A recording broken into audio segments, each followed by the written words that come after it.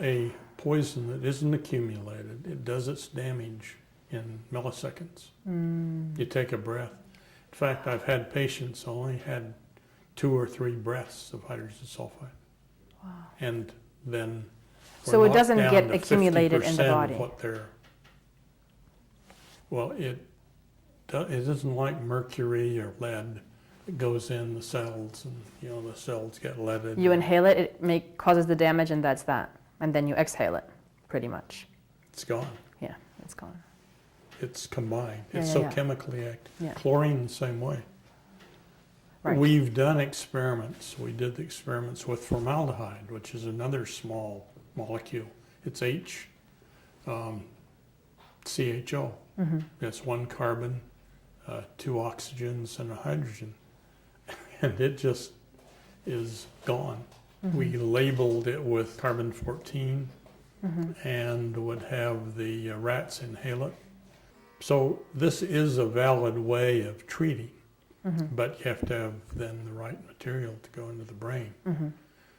Nicotine is helpful, but Really? it's hard to get nicotine. Well, there have been actually clinical trials by the NIH to look at nicotine. And how does it help? Well, it seems, nicotinic effect is a neural effect. It hits receptors that are... Nicotinic receptors, yeah. Exactly. So those things all make us hopeful that we're on the verge of having some treatment that may help. Now, I've tried with a few patients this kind of treatment. It only takes 48 hours, and we have people, headache going away, their mental fogginess goes away, their spaced out feeling goes away, and their tremendous chemical intolerance disappears.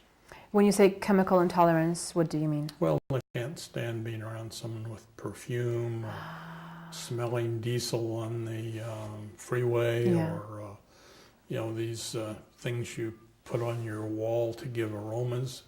Just send them up the wall. They walk in a candle shop. They have to turn right around. They just one breath and they're out.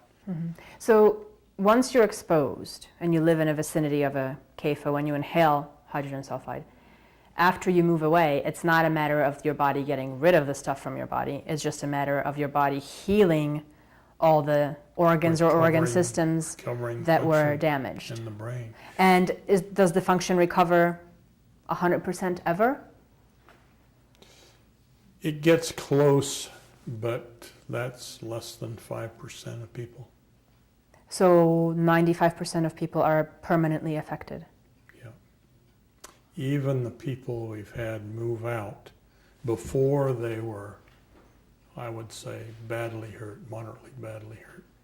We had a pair of brothers in Paulding, Ohio, for example. The older brother followed my advice. He and his wife moved, and I saw them a year later. Their functions had improved very close to normal. And about memory and things that are hard to test, they recounted how much better. I mean, it was just a matter of, the man was a school principal, retired. He was a bright fellow, so was his wife. The brother, equally bright to begin with, went back and plowed when they had dumped turkey manure on the field adjoining his. He wasn't plowing turkey manure, it was dumped on the field. And he is unable to walk unassisted. 42 years old. The first time he came here, the two brothers, you couldn't tell between them, except the one who was a school principal wasn't quite as husky as the other one. Now the husky one takes 2 good-sized brothers to help him up a flight of stairs. To go to court, he had to be helped up the stairs. His walker carried up. And you believe this is all from hydrogen sulfide? Nothing else could be responsible. And I've seen other CAFO people in Nebraska, in Iowa, in Minnesota. I mean, I haven't studied every state, But you have enough cases, you've seen enough. Yeah, I must know. have probably from CAFOs 60 people divided in 5. And all locations. uniformly had some They have something. degree of And when damage. we put the groups together, one group in upstate New York and one group in Ohio, the CAFOs are here, okay? Mm-hmm.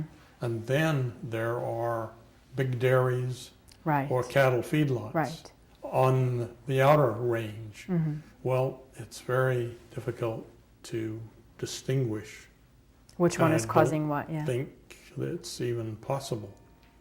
But I was just astounded on the Columbia River. I saw a feedlot where they feed 180,000 cattle.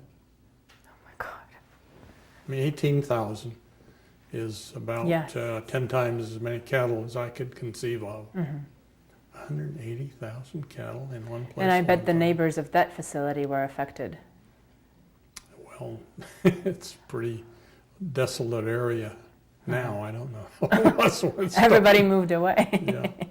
Well, thank you so much, Dr. Kilburn. This was a very informative and enlightening interview. Thank you for your time, and thank you for all the work you do with your patients. And You're certainly thank you for welcome. spreading the wisdom of your research. Well, I hope that it will make some differences in We do too. Poland and Britain and some of the other places. There are ways around these. There's no reason you can't roof a lagoon, trap the methane, take it off to run power, and then refine the stuff Right. to Or garden. better yet, create family farms.